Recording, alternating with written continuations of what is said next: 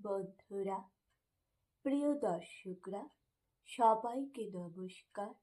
জয় যিশু।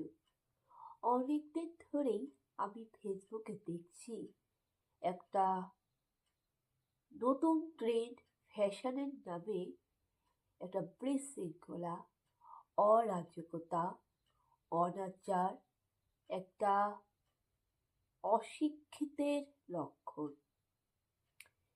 সেটা কি?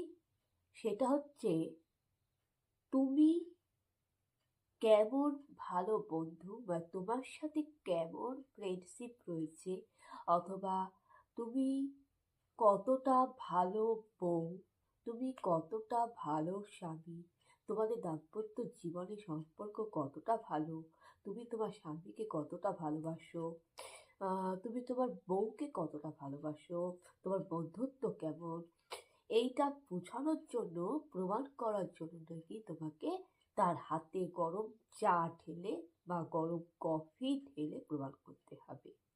এটা একেবারে জঘন্য প্রথা শুরু হলো এই বর্তমান, এই এখনকার জেনারেশনে, এই কম্পিউটার যুগে।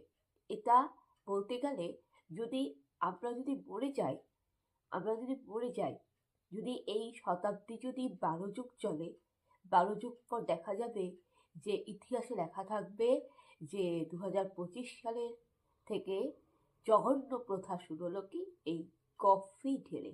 বলতে গেলে এটা আমরা মধ্যযুগে চলে যাচ্ছি। এটাও কিন্তু এক প্রকার অন্ধবিশ্বাস, কুসংস্কার। আর শিক্ষিত মানুষের দিক থেকে, আমরা যারা শিক্ষিত সমাজে বাস করি, যদি একটু যুক্তি দিয়ে যদি বিচার করেন, তাহলে এটা একেবারেই নোংরামি, অসভ্যতামি।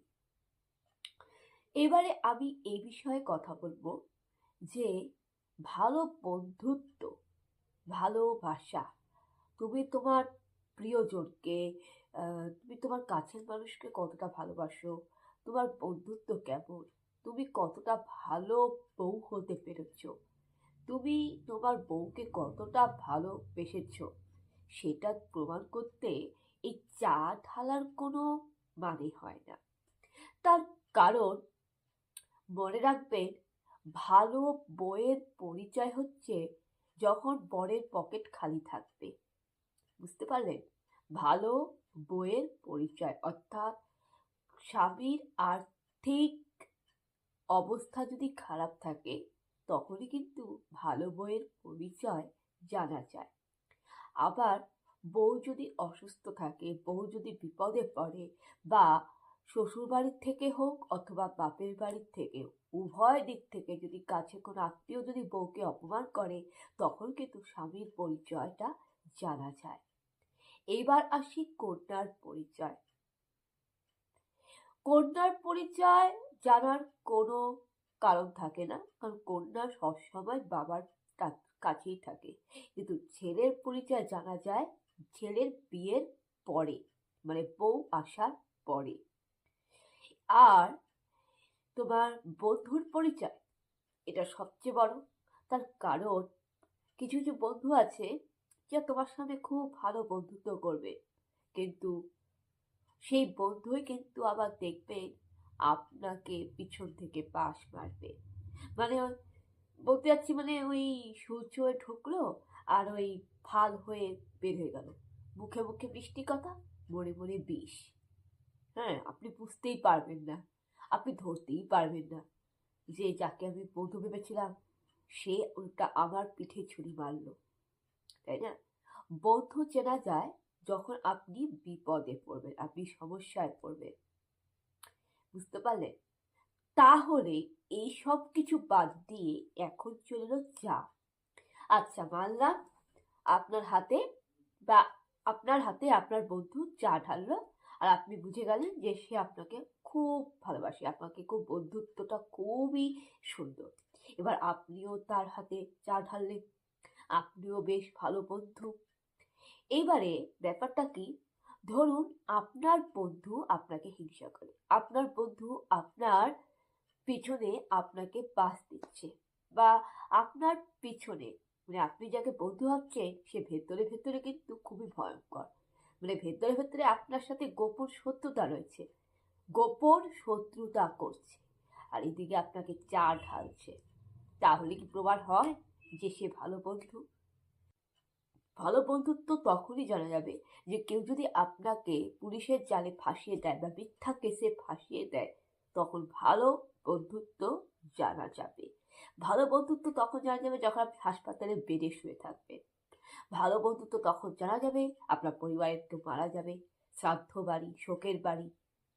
ভালো বন্ধুত্ব তখনই জানা যাবে যখন আপনার ব্যাংক ব্যালেন্স থাকবে না, যখন আপনি আর্থিক সমস্যায় পড়বেন। ভালো বন্ধুত্ব তখন জানা যাবে যে আপনি কোনো বিপদে পড়ছেন, কোনো সমস্যায় পড়ছেন, কোনো বিপদে, যে কোনো সমস্যায় পড়ছে, সেটাকেই বলা হয় ভালো বন্ধুত্ব। কিন্তু সেটা না হয়ে যদি ওই ওই দুইটা বন্ধু আর বিড়ালের গল্পটা পড়েছেন না, দুটা বন্ধু আর ভালুকের গল্পটা, যে ভালুক যখন আসলো তখন বন্ধু নিজের প্রাণ বাঁচানোর জন্য গাছে উঠে গেল তার বন্ধুকে ছেড়ে, নিজের স্বার্থের জন্য গাছের মধ্যে উঠে গেল। হ্যাঁ, ভাল্লুকের গল্পটা পড়েছেন তো? টু ফ্রেন্ডস বিয়ার, একটা গল্পটা ইংলিশে পড়েছেন না? তো ওই যে বন্ধু যদি ভালুকের গল্পের মতন হয়, যে নিজের প্রাণ বাঁচানোর জন্য গাছে উঠে গেল আর তারপর আপনার সামনে এসে চা কফি ঢালছে, এটাকে কি আর ভালো বন্ধুত্ব বলে? বলে না তো। বুঝতে পারলেন? বন্ধুত্ব হওয়া যায় না। চা ঢেলে নিজের বউয়ের হাতে প্রমাণ করে ভালো স্বামী হওয়া যায় না। চা ঢেলে স্বামীর হাতে কখনো ভালো বউ হওয়া যায় না। তার কারণ ভালো স্বামী হতে গেলে আপনাকে আপনার বউয়ের পাশে সারা জীবন থাকতে হবে। ধরুন আপনি আপনার বউকে রেখে আপনি যদি অন্য কোনো গার্লফ্রেন্ডকে নিয়ে আসেন বা কোনো গার্লফ্রেন্ডের সাথে রিলেশনে জড়ান, তাহলে আপনি কেমন করে ভালো স্বামী হলেন, তাই না? আরেকটা কথা, আপনার বউকে শ্বশুরবাড়ির লোকেরা অপমান করছে, বাপের বাড়ির লোকেরা অপমান করছে, অথচ আপনি চুপ করে আছেন, আপনি উল্টা বউকে দোষারোপ করছেন, বউকে মারছেন, আবার এদিকে সব চা ঢেলে প্রমাণ করছেন আপনি ভালো স্বামী। কিসের স্বামী? আপনি তো স্বামী না, তাই না? আপনি তো একজন কাপুরুষ। এবারে আমি আসি ভালো বইয়ের কথায়। আপনার স্বামী হয়তো অনেকদিন ধরে চাকরি করতে করতে হঠাৎ ধরুন অ্যাক্সিডেন্ট হলো। এবার অ্যাক্সিডেন্টে আপনার স্বামীর পা ভাঙ্গা। এবারে আপনার স্বামীর যে বস মালিক, তিনি তো আর দেখবেন না যে আমার কর্মচারীর পা ভেঙে গেছে কিনা। কি করবে? দীর্ঘদিন ধরে না আসলে তাকে সাসপেন্ড করে দেবে। একে তো আপনার স্বামীর অ্যাক্সিডেন্ট হয়েছে, আর অ্যাক্সিডেন্টটা তো আর বলে কোলে আসে না, বিপদ তো কাউকে বলে কোলে আসে না, এটা ভাগ্যের লিখন হয়ে গেল। কিন্তু আপনার স্বামীর যে অফিসে চাকরি করে সেই মালিকটা তাকে, আপনার বরকে সাসপেন্ড করে দিল। এখানে কিন্তু আপনার পরিচয় জানা যাবে। এই অবস্থায় যদি আপনি আপনার স্বামীকে গালিগালাজ করেন, আপনার স্বামীকে উঠতে বসতে খোঁটা দেন, আপনার স্বামী বেকার বলে খোঁটা দেন, আর আপনিও যদি বাপের বাড়ি চলে যান, তাহলে তো আপনি ভালো বউ হলেন না, তাই না? ভালো বউ তখনই হবে যখন আপনি আপনার স্বামীর বিপদে আপদে পাশে থাকবেন। আপনার স্বামী যদি পা ভাঙা থাকে, তাহলে আপনি আপনার স্বামীর সেবা করবেন, যত্ন করবেন, দরকার পড়লে আপনি আপনার পয়সা দিয়ে, আপনার সোনা গয়না দিয়ে, আপনার শ্রীধন দিয়ে আপনি আপনার স্বামীর পাশে থাকবেন। তার কারণ ভালো বউয়ের পরিচয় হচ্ছে স্বামীর আর্থিক অবস্থায় স্বামীর বিপদে। বুঝতে পারলেন?